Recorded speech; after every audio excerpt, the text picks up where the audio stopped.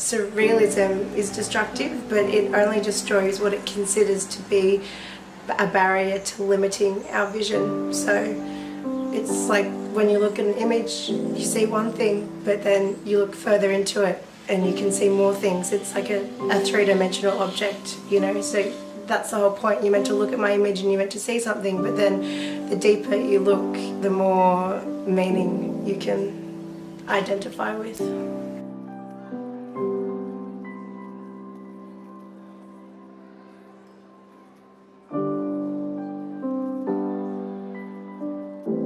Yeah, I guess my initial interest just came from watching the people in the years above me at school doing photo media and that sort of thing, but none of them had really done a lot of Photoshop work, and it wasn't until I started to actually study surreal artists, or artists from the Surrealism movement and that sort of thing, and then that was when I thought, oh, I can paint all this stuff. That's really cool, there's all this surreal stuff, but I can't paint, so I wonder if I can Photoshop it instead and make it digital.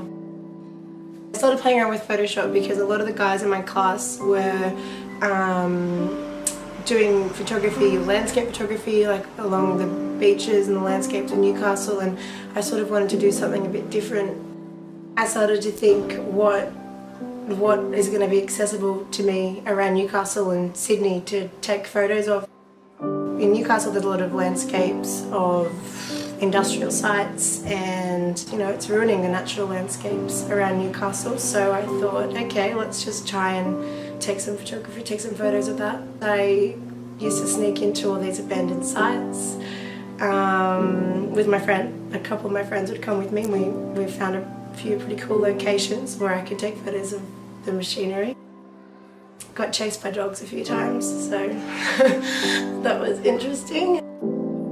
It was just a thrill within itself, knowing that I was doing something that I wasn't meant to be doing, but at the same time I was getting really cool photos out of it, so whatever.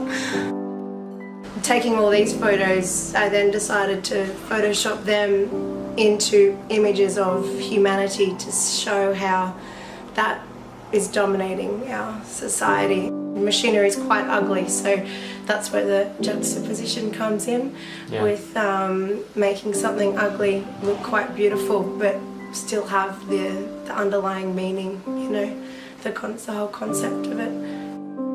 Mum and Dad, you know, all my family friends, my god family, my aunties, uncles, cousins, all of you, my work friends, everyone has been through this journey with me from day one, well, of the exhibiting in Australia, and I would love for you all to see that I'm exhibiting in France now and be here with me.